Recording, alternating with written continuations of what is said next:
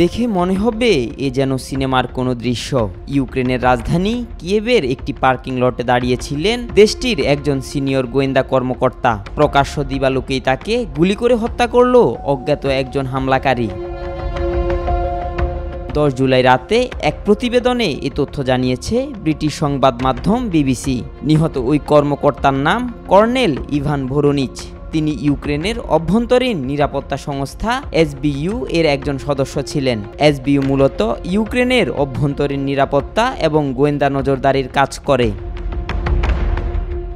ঘটনার ভিডিও সামাজিক যোগাযোগ মাধ্যমে ছড়িয়ে পড়েছে। ভিডিওতে দেখা যায় বৃহস্পতিবার সকাল 9টার একটু পরে কিয়েভের দক্ষিণাঞ্চলীয় হোলোসিভস্কি এলাকায় এক ব্যক্তি একটি ভবন থেকে বের হয়ে গাড়ির দিকে হাঁটছেন। সঙ্গে একটি প্লাস্টিকের ব্যাগ এবং কাঁধ ব্যাগ ছিল।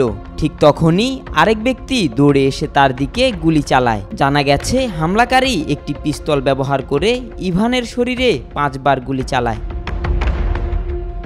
হামলাকারীর পরিচয় শনাক্তে তদন্ত চলছে এবং তাকে আটক করতে প্রয়োজনীয় ব্যবস্থা নেওয়া হয়েছে বলে জানিয়েছে কিয়েভ পুলিশ।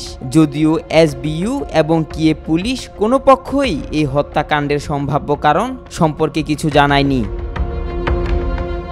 তবে ইউক্রেনীয় নিরাপত্তা বাহিনীর সদস্যদের বরাতে বিভিন্ন আন্তর্জাতিক সংবাদ মাধ্যম জানিয়েছে 2024 সালের ডিসেম্বরে রাশিয়ার উচ্চপদস্থ জেনারেল ইগর কিরিলোভকে হত্যার পেছনে এসবিইউ এর হাত ছিল। চলতি বছর আরও এক রুশ জেনারেল মস্কোতে গাড়ি বোমা হামলায় নিহত হন। এই ঘটনার সাথেও এসবিইউ জড়িত, যদিও ইউক্রেন সরকার আনুষ্ঠানিকভাবে এই বিষয়ে কোনো মন্তব্য করেননি। আব্দুল্লাহ আল নোমান, আজকাল।